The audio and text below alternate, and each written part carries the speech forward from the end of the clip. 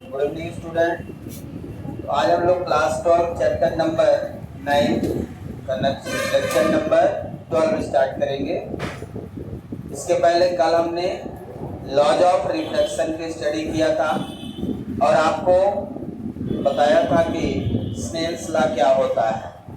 ठीक है, so there are two laws of reflection. First, incident ray, reflected ray and normal at the point of incident meeting at the same point or same plane. Second, Snell's law के नाम से जाना जाता है the ratio of sine angle of sine of incident to the angle of sine of angle of refracted. It is equal to constant होता है. This constant is called refractive index. तो हमने इसकी स्टडी कल की थी, आज हम लोग कुछ आगे बढ़ेंगे। तो अगली हेडिंग है आज की प्रिंसिपल ऑफ रिवर्सिबिलिटी। तो हेडिंग लगाएंगे principal of reversibility. Reversibility 2 number के लिए लिखने के लिए आती है। प्रिंसिपल ऑफ रिवर्सिबिलिटी 2 मार्क्स की आती है लिखने के लिए, इंपॉर्टेंट है ये, इसको ध्यान रखेंगे। प्रिंसिपल ऑफ रिवर्सिबिलिटी जैसा नाम है वैसा काम भी है। अब आप सोच रहे होंगे कि रिफ्रैक्शन में रिफ्लेक्शन कैसे हो गया। क्या ऐसा संभव है कि रिफ्रैक्शन हो रहा हो और रिफ्लेक्शन हो जाए? अभी हम लोग जो पढ़ रहे हैं रिफ्रैक्शन ऑफ लाइट पढ़ रहे हैं, ना कि रिफ्लेक्शन। और जब तक रिफ्लेक्शन होगा नहीं तब तक रिवर्सिबल लाइट होगी नहीं। तो यहाँ हम लोग पढ़ रहे हैं प्रिंसिपल ऑफ रिवर्सिबिलिटी। और रिफ्लेक्शन के लिए मिरर का होना जरूरी है। रिफ्लेक्शन के लिए मिरर और रिफ्रैक्शन के लिए ग्लास। ठीक है, तो हम यहाँ पे कंसिडर करते हैं कि हमारे पास एक ग्लास है। क्या है? एक ग्लास है, मान लीजिए रेक्टेंगुलर ग्लास है। अब यहां से ये एक नॉर्मल ड्रा कर दिया। यहां से लाइट रेज यदि इंसिडेंट करते हैं, लाइट रेज यदि इंसिडेंट होती है, ये हो गई इंसिडेंट रे। क्या हो गई? ध्यान से समझिए, ये हो गया incident ray. So this is the angle of incident from the normal. अब ये एयर है, ये ग्लास है। लाइट रेज कहां से कहां जा रही है? एयर से ग्लास में। और यदि लाइट रेज एयर से ग्लास में जा रही है, इट बेंड्स टुवर्ड्स नॉर्मल। किधर मुड़ जाएगी? Towards normal. और यदि डेंसर से रह जा रही तो अवे फ्रॉम द नॉर्मल। ठीक है, इसका मतलब ये लाइट यहाँ से ऐसे मुड़ जाएगी, ऐसे मुड़ जाएगी। अब ये हो गई रिफ्रैक्टेड रे, हो गई ये रिफ्रैक्टेड रे। अब हमें क्या करना है? हमें पढ़ना है, बात मत करो, कोई दिक्कत है? प्रिंसिपल ऑफ रिवर्सिबिलिटी पढ़ना है। क्या पढ़ना है? प्रिंसिपल ऑफ रिवर्सिबिलिटी का मतलब लाइट की रेज जिस पाथ से जा रही है उसी पाथ पे लौट आए। जिस पाथ से जा रही हो उसी पाथ पर लौट आए, that is the principle of reversibility. तो इंसिडेंट रे जिस तरह से जा रही है, रिफ्लेक्टेड रे अगेन यहां से लाइट रिटर्न आ जाए, that is the principle of reversibility. तो रिटर्न आने के लिए मुझे क्या करना पड़ेगा? यहाँ पे एक मिरर लगाना पड़ेगा। क्या लगाना पड़ेगा? मिरर। इसके पाथ पे 90 डिग्री, मतलब आपको पता है कि यदि प्लेन मिरर है, मैंने आपको पढ़ाया है, प्लेन मिरर पे यदि नॉर्मल पे लाइट रेज इंसिडेंट होती है तो उसी पाथ पे लौट जाती है। यदि लाइट रेज नॉर्मल पे इंसिडेंट होती है, प्लेन मिरर पे इंसिडेंट हो, नॉर्मली उसी एंगल पे लौट जाएगी। ठीक है ना?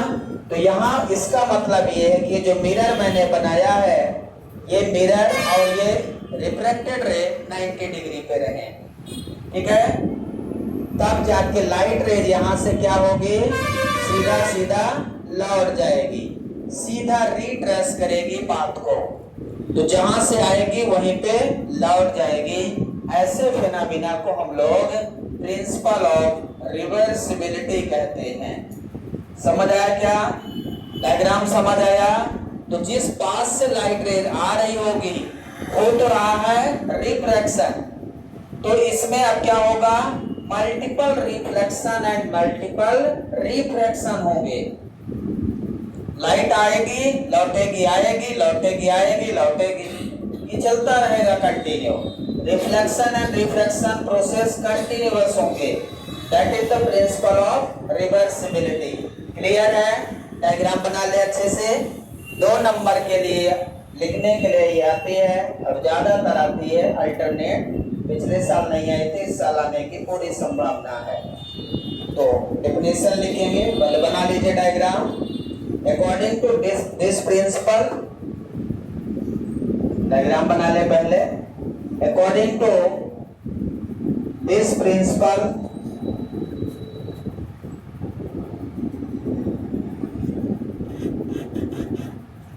according to this principle, if the path of light ray, if the path of light ray, if the path of light ray after going through number of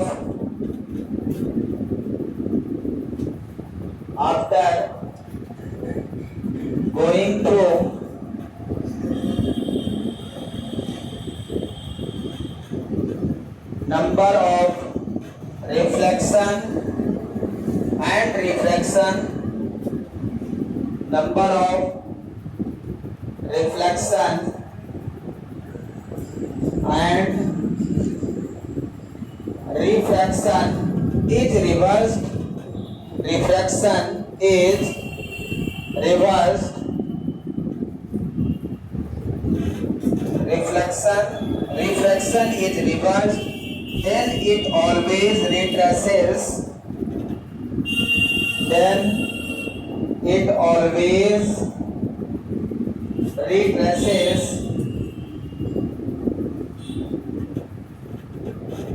then it always retraces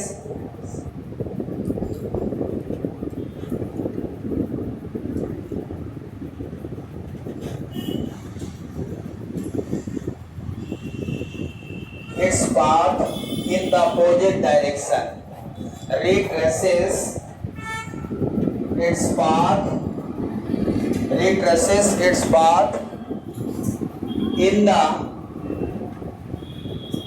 opposite direction. So this is the statement. According to this principle, if the path of light ray after going through number of reflection and refraction is reversed, then it always retraces its path in the opposite direction. ठीक है, समझ आया क्या statement, क्या लिखा है? According to this principle, if the path of light ray, so this is the path of light ray, if the path of light ray after going through number of reflection, after going through path of light ray after going through number of reflection, number of reflection मतलब लौट आना, number of reflection and number of reflection and refraction is reversed, refraction is reversed मतलब क्या था? पहले light rays air से glass में refract हो रही थी, अब ग्लास से एयर में रिफ्रैक्ट हो रही है, तो रिफ्रैक्शन रिवर्स्ड हो गया। रिफ्रैक्शन क्या हो गया? रिवर्स्ड हो गया। एयर से ग्लास में, ग्लास से एयर में, ये फिनोमेना कंटिन्यू चलेगा। मतलब यहाँ पे लाइट रेज एयर से ग्लास में, फिर ग्लास से एयर में, तो रिफ्रैक्शन रिवर्स्ड हो रहा है, refraction reversed, then it always retraces its path in the opposite direction. Then it always retraces its path in the opposite direction. इस प्रकार से हर समय ये अपोजिट डायरेक्शन में पाथ को रिट्रेस करेगा। तो यहाँ पे रिफ्रैक्शन भी हो रहा है और रिफ्लेक्शन भी हो रहा है, इसलिए इसे बोलते हैं प्रिंसिपल ऑफ रिवर्सिबिलिटी। अब इसे हम प्रूव भी कर दें, ठीक है ना। तो ये स्टेटमेंट अच्छे से लिख लीजिए, डायग्राम बना लीजिए, उसके बाद प्रूव कर देता हूं। इसका डेरिवेशन, तो इसका डेरिवेशन देखेंगे, डेफिनेशन लिख लिया सबने,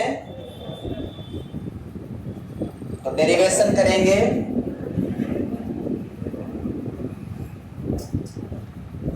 सबसे पहले लाइट रेज कहां से कहां जा रही है, एयर से ग्लास में जा रही, तो हम यदि बाय यूजिंग स्नेल्स लॉ लिखें, बाय यूजिंग स्नेल्स लॉ,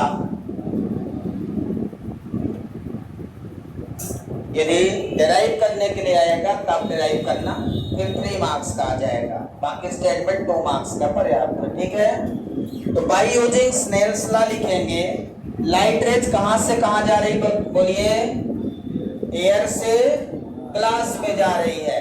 तो एयर से ग्लास में जा रही है, तो A mu G, refractive index क्या लिखेंगे, A mu G, air to glass, air to glass equal to sine I by sine are.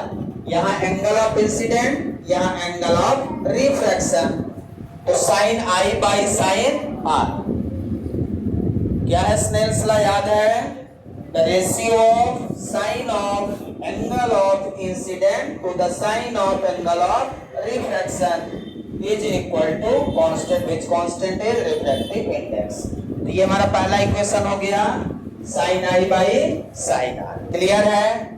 अब यदि लाइट रेज एयर, ग्लास से एयर में जा रही, यहाँ पे लाइट रेज कहां से कहां जा रही है, एयर से ग्लास में, समझ आ रहा है, A mu G, light rays air to glass, clear है।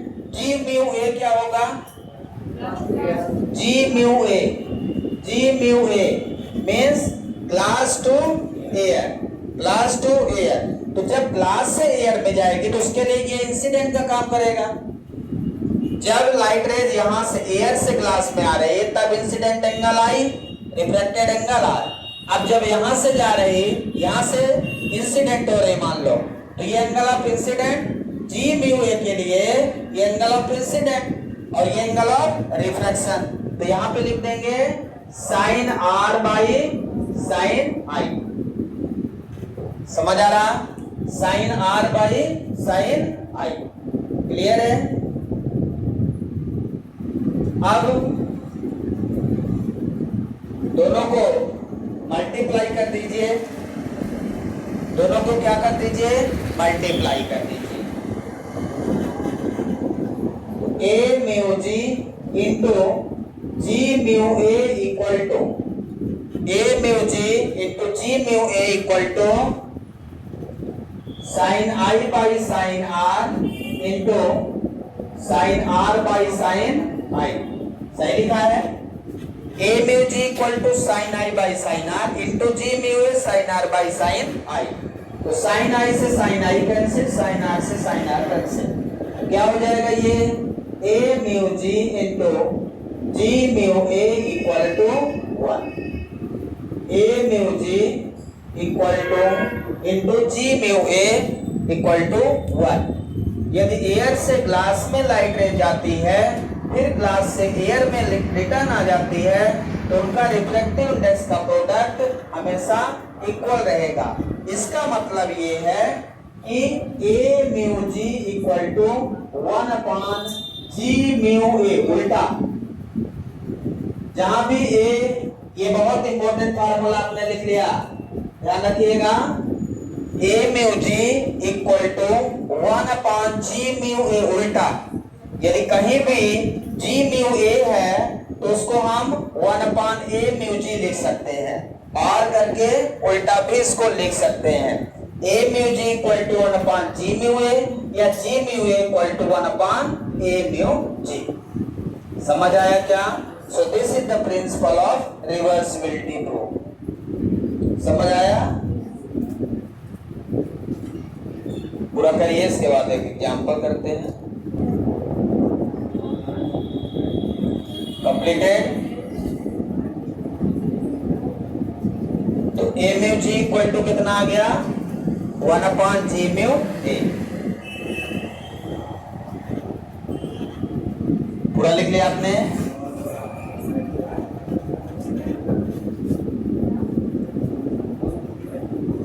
और करके लिख लेंगे g mu a equal to 1 upon a mu g। उल्टा भी लिख सकते हैं, a mu g equal to 1 upon g mu a और g mu a equal to 1 upon a mu g। ठीक है। एग्जाम्पल है, the refractive index of glass is 1.5. The refractive index of glass is 1.5. Find the refractive index of air. Find the refractive index. Find the refractive index of air with respect to glass। बोलिए answer. Question पूरा हुआ, answer बताएं। तो सबसे पहले आपको देखना है कि गिवन क्या है। जो गिवन है वो है a mu g। Refractive index of glass is 1.5। जो गिवन है वो क्या गिवन है? a म्यू g गिवन है। एयर टू ग्लास का रिफ्रैक्टिव इंडेक्स गिवन है। Find refractive index of air. Air का फाइंड करिए विद रिस्पेक्ट टू ग्लास, मतलब लाइट रेज ग्लास से एयर में जा रही है।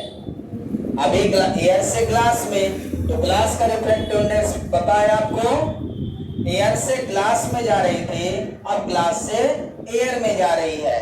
तो अभी फार्मूला जो यूज किया, g mu a equal to 1 upon a mu g। g mu a equal to 1 upon a mu g। So 1 upon 1.5 divide कर दीजिए।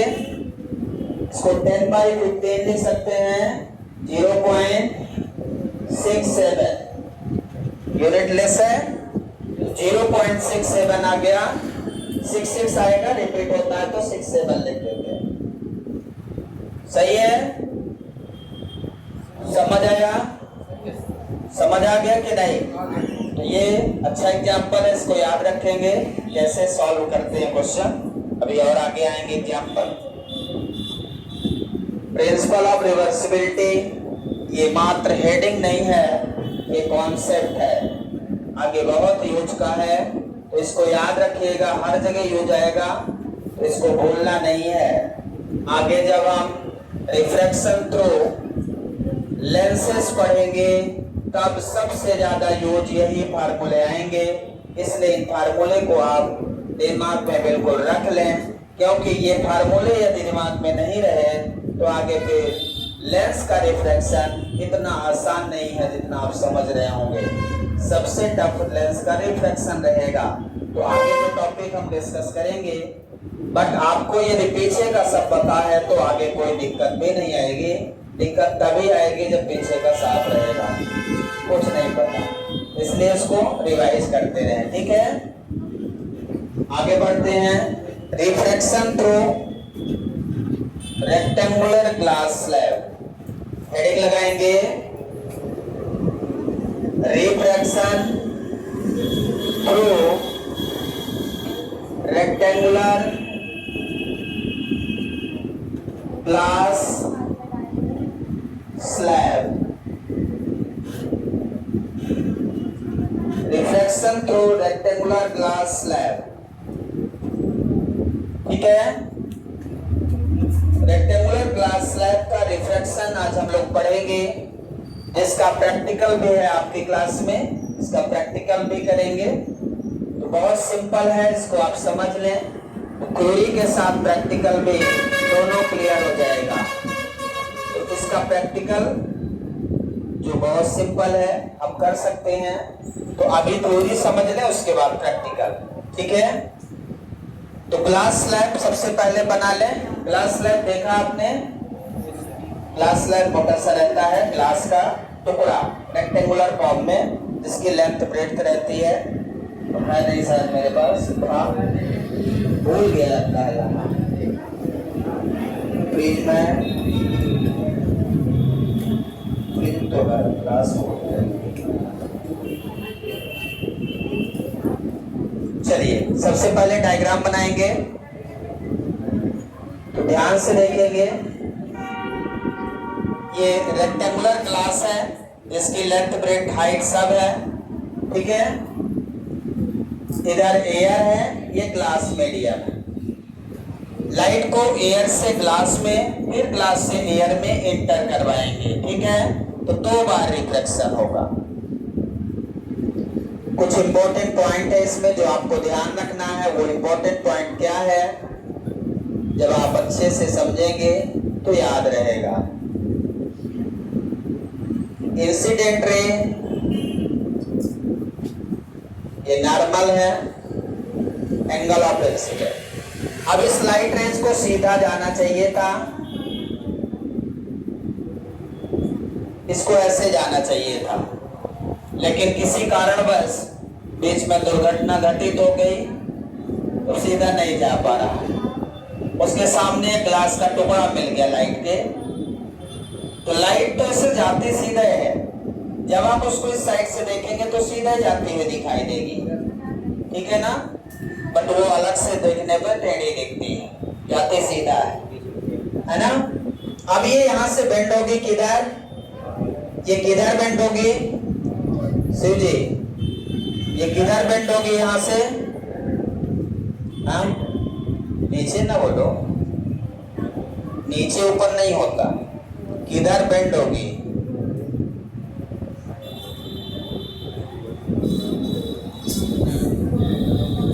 इधर बाहर। हाँ कहां से जा रही लाइट देख लीजिए, क्लास में बैठे हैं, क्लास में बैठे हैं, अब समझ जाइए आप। अभी जस्ट पहले करवा चुका हूं, इसके पहले का डायग्राम यही था। इट बेंड टुवर्ड्स नॉर्मल, किधर मुड़ेगी, नॉर्मल। नॉर्मल ये है, तो यहां से ये नॉर्मल की ओर मुड़ जाएगी। इसको यहां जाना चाहिए था, लेकिन ये नॉर्मल की ओर मुड़ेगी, एंगल ऑफ रिफ्रैक्शन हो जाएगा। क्या हो जाएगा, एंगल ऑफ रिफ्रैक्शन। अब क्या करना है, यहां पे जो एंगल बनेगा that is the angle of deviation, delta से डिनोट करेंगे एंगल ऑफ डेविएशन। अब यहाँ पे फिर से रिफ्लेक्शन होगा, लाइट रेज एयर से ग्लास में आई, अब ग्लास से अगेन एयर में जाएगी, तो यहाँ पे फिर से रिफ्लेक्शन होगा, ठीक है। तो रिफ्लेक्शन होने के लिए अगेन मुझे यहाँ पे नॉर्मल ड्रॉ करना पड़ेगा। यहाँ पे नॉर्मल एन डैश लिख देता हूं, ठीक है। अब यहां से रिफ्लेक्शन होगा, तो लाइट रेज कहां से कहां जा रही है, ग्लास से एयर में, किधर मुड़ेगी, अवे फ्रॉम द नॉर्मल, अबे मुड़ेगी, इधर जाएगी। लेकिन ये जो डॉट डॉट है, जो पहले का इंसिडेंट लाइन है, जो पहले की इंसिडेंट रे है, उसके पैरेलल जाएगी। ध्यान से समझना, कई लोग इस डायग्राम को नहीं बना पाते, उनको समझ में नहीं आता, वो लाइन पर खींचना जानते हैं। और आपको ध्यान रखना है, लाइन खींचने से मतलब नहीं है, सही खींचने से मतलब है। तो जब हम इसको यहां से ड्रॉ करेंगे, तो हम इसके पैरेलल ड्रॉ करेंगे। यहां से ये जो लाइट रेज जाएगी, इसके पैरेलल जाएगी, ठीक है। और यहां पे एक एंगल बन जाएगा, that angle is called emergent angle. इस एंगल को क्या बोलेंगे, इमर्जेंट, क्या बोलेंगे, इमर्जेंट एंगल। और इस रे को बोलेंगे इमर्जेंट रे, इमर्जेंट रे। कौन सी रे है ये? इमर्जेंट रे। ये है रिफ्रैक्टेड रे, रिफ्रैक्टेड रे। ये है incident ray, incident ray, refracted रे, इमर्जेंट रे। अब एक चीज याद रखना, क्या याद रखना है? प्रैक्टिकल में ये प्रूफ भी करना है, हमें यही प्रूफ करना है। क्या प्रूफ करना है? Angle I equal to angle E. याद ये रखना है कि जितना एंगल ऑफ इंसिडेंट होगा उतना ही एंगल ऑफ इमर्जेंट होगा। क्यों? ये चीज याद रखना कि जिस लाइट रे जिस मीडियम से इंटर करती है, यदि उसी मीडियम में निकलती है बाहर, चाहे कितनी बार रिफ्लेक्शन क्यों ना हो, जिस मीडियम से इंटर करती है यदि उसी मीडियम में निकलती है तो same angle of incident same angle of emergent रहेगा। मतलब लाइट रे यदि एयर से इंटर कर रही है और बाहर एयर में ही निकल रही है तो इंसिडेंट एंगल और इमर्जेंट एंगल इक्वल रहेंगे। कब इक्वल रहेंगे? जब सेम मीडियम इंसिडेंट और सेम मीडियम इमर्जेंट। मतलब जब इंसिडेंट हो रहा है तो कौन सा मीडियम है? यहाँ पे एयर है, और जब बाहर निकल रही है तो कौन सा मीडियम है? एयर है। ऐसी स्थिति में उसका जो एंगल इंसिडेंट और इमर्जेंट होगा वो इक्वल रहेगा। यही मुझे प्रैक्टिकल में प्रूव करके दिखाना रहेगा कि क्या ये एंगल इक्वल है। यदि इक्वल है तो आपका प्रैक्टिकल सही है, इक्वल नहीं आ रहा तो कहीं ना कहीं गलती हो गई है। तो ये चीज आपको प्रैक्टिकल में वेरीफाई करना है, जो हम लोग हर साल करते हैं। बस हम डायरेक्ट लिख रहे हैं, आपको ध्यान रखना है कि ऐसा क्यों होता है। यदि क्लास में एंटर कर रही और क्लास में ही बाहर निकल रही तब भी एंगल सेम रहेगा। समझ आया क्या? तो यहाँ पे कितनी बार रिफ्लेक्शन हो रहा है? 2 बार। एक बार एयर से ग्लास में, फिर ग्लास से एयर में। ठीक है। अब यहां से परपेंडिकुलर लाइन ड्रॉ कर दें। ये लाइन लेटरल डेविएशन कहलाता है, लेटरल डिस्प्लेसमेंट कहलाता है। क्या कहलाता है? लेटरल डिस्प्लेसमेंट, लेटरल डिस्प्लेसमेंट कहलाता है। अब इसके बाद जो लाइट रेज हैं ये डॉट डॉट और ये लाइन पैरेलल रहेंगी, मतलब मैक्सिमम डिस्टेंस यहीं पे होगी। डेविएशन का मैक्सिमम डिस्टेंस यहाँ होगी। इसके बाद ये पैरेलल रहेगा, इसके बाद ये कम रहेगा, तो इससे ज्यादा डिस्टेंस कहीं पे नहीं मिलेगी। लेटरल डिस्प्लेसमेंट, कितना हमारी लाइट रेज अपने ओरिजिनल पाथ से डिस्प्लेस हो गई, वो होता है लेटरल डेविएशन। तो हमारे ओरिजिनल पाथ यहाँ पे ये था, ऐसे इसको जाना चाहिए था, लेकिन यहाँ पे ये क्या हो गया है? डिस्प्लेसमेंट हो गया है। ठीक है ना? बना लीजिए डायग्राम। ये एंगल हमारा ये आर रहेगा, ठीक है ना? ये इमर्जेंट अल्टरनेट एंगल आर बना ले यहाँ तक। तो यहाँ पे लाइट को हम लोग इंसिडेंट को पी दे पॉइंट दे देंगे, इसको क्यू दे देते हैं, जहाँ पे आर दे देते हैं, और ये बाहर yes, P Q R yes, यहाँ का पॉइंट दे देते हैं, कुछ यह पॉइंट दे देते हैं। अब ये जो लेटरल डेविएशन है, डिस्प्लेसमेंट है, इसको हमें फाइंड करना है, इसको फाइंड करना है। ठीक है ना? तो लेटरल डिस्प्लेसमेंट है क्या? इसी को लेटरल शिफ्ट भी बोलते हैं। क्या बोलते हैं?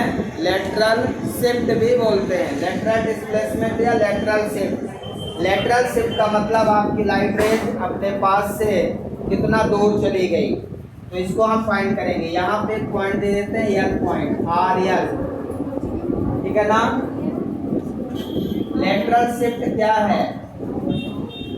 लेटरल शिफ्ट के डेफिनेशन लिखेंगे, the perpendicular distance, the perpendicular distance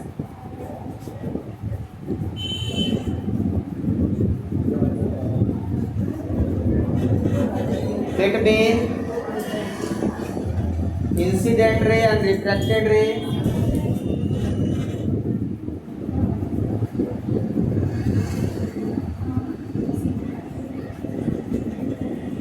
incident ray and refracted ray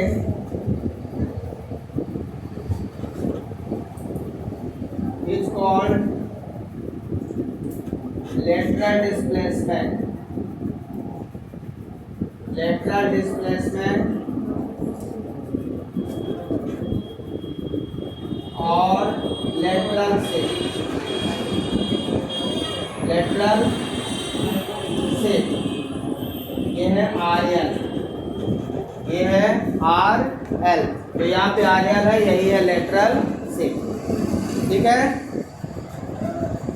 इसके बाद इसको प्रूव करेंगे, RL को फाइंड भी करेंगे कि RL कितना होगा। ये रेक्टेंगुलर ग्लास स्लैब जो है इसकी थिकनेस T है, इसकी जो मोटाई है उसको हम स्मॉल t ले लेते हैं। थिकनेस जो मोटाई है वो T है, ठीक है, लिख लिया आपने इसको।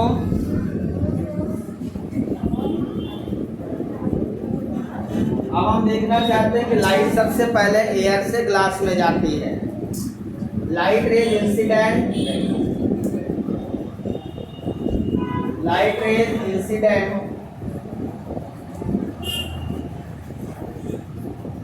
फ्रॉम एयर टू ग्लास, इसका रिफ्रैक्टिवनेस क्या लिखेंगे, A mu G equal to sine I by sine R, sine I by sine R, A mu G, ठीक है। इसके बाद light rays incident from glass to air, glass to air, incident from glass to, please बात ना करें, G mu A equal to, इसके लिए ये एंगल इंसिडेंट हो जाएगा आर बाई साइन ई। यहां से देखें ग्लास से एयर में, तो ये इंसिडेंट एंगल हो जाएगा और ये इमर्जेंट एंगल, ठीक है। तो G mu equal to sine R by sine E, clear है, समझा दें। अब दोनों को मल्टीप्लाई कर दीजिए, from equation first and second, A mu G into G mu A equal to sine I by sine R into sine R by sine A, sine R cancel, A mu G into G mu A sine R by sine I by sine E. अब आपको पता है A mu G into G mu ए कितना होता है, 1 होता है, अभी प्रूव कर चुके हैं। यदि ये 1 होता है तो ये 1 कब होगा, यदि e की वैल्यू i हो जाए, यदि i इक्वल टू ई हो या e इक्वल टू आई हो, तभी ये संभव है, दैट इज इक्वल टू 1। मतलब if a mu G into G mu A equal to 1, then angle i equal to e। मैंने आपको बताया था ऐसा संभव है, ऐसा तभी संभव है जब लाइट रेज एयर से इंसिडेंट हो और एयर में इमर्जेंट हो, बाहर निकले, तो ये एंगल तभी संभव। पीछे आपने देख लिया था, तो A mu G into G mu equal to 1 है, तब आई इक्वल टू ई होगा। ये कंडीशन यहाँ पे प्रूव हो जाती है, यहाँ पे ये कंडीशन प्रूव हो जाती है कि आई इक्वल टू ई होगा। अब आते हैं लेटरल डेविएशन पे। लेटरल डेविएशन फाइंड करेंगे, यहाँ तक लिख लीजिए जल्दी से। इसके बाद लेटरल शिफ्ट फाइंड करेंगे। लेटरल शिफ्ट कैसे निकालेंगे? आरएल को फाइंड करना है, लेटरल शिफ्ट है आपका। अब यहाँ पे हम ले लेंगे triangle Q R L, triangle Q R L triangle लेंगे, आर क्यू एल, मतलब क्यू एंगल लेना है मुझे। हमें ये वाला एंगल लेना है sine delta equal to, delta कितना होगा? डेल्टा का एंगल यदि निकाला जाए तो यहाँ से आप निकाल सकते हैं I equal to R plus delta, delta equal to I minus R. ये हो जाएगा डेल्टा इक्वल टू कितना हो जाएगा? आई माइनस आर, कल भी बताया था, equal to sine I minus R भी लिख सकते हो। Sine delta equal to sine I minus R. अब यहाँ पे थीटा ये है, थीटा के सामने परपेंडिकुलर, ठीक है, ये हाइपोटेनस और ये base. Sine theta equal to क्या हो जाएगा? परपेंडिकुलर पान हाइपोटेनस। तो परपेंडिकुलर क्या है इसका? आर एल अपॉन हाइपोटेनस क्या है? Q R. हाइपोटेनस क्या है? क्यू आर, ठीक है। Sine delta sine I minus R, R L by Q R, ठीक है। अब आर एल इक्वल टू क्या हो जाएगा? यहाँ से Q R into sine I minus R. अब मुझे क्यू आर मिल जाए, क्यू आर फाइंड कर लें तो आर एल मिल जाए। आर एल एक्स डिस्प्लेसमेंट है, इसे हम लेटरल शिफ्ट कहते हैं। क्या बोलते हैं? लेटरल शिफ्ट बोलते हैं। इसको फाइंड करिए, बताइए क्यू आर कितना होगा? ये ट्रायंगल, ये वाला ट्रायंगल ले लें, एम क्यू आर या R Q M, triangle R Q M, R Q M, ये वाला ट्रायंगल ले लें। तो यहाँ से साइन आर इक्वल टू कितना हो जाएगा?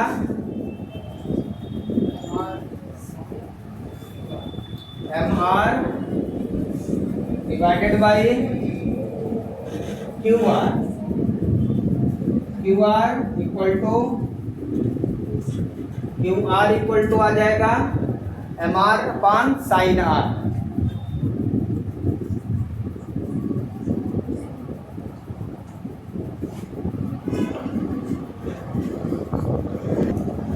इससे कॉस थीटा निकालना पड़ेगा, साइन थीटा। इससे कॉस थीटा निकालेंगे,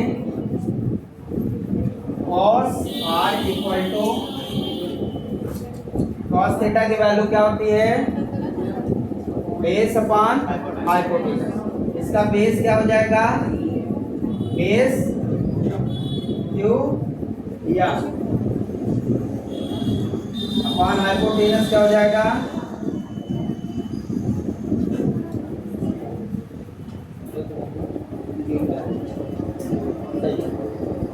अपॉन हाइपोटेनस कितना हो जाएगा? Q R. Q R equal to कितना हो जाएगा? क्यू आर इक्वल टू कितना हो जाएगा?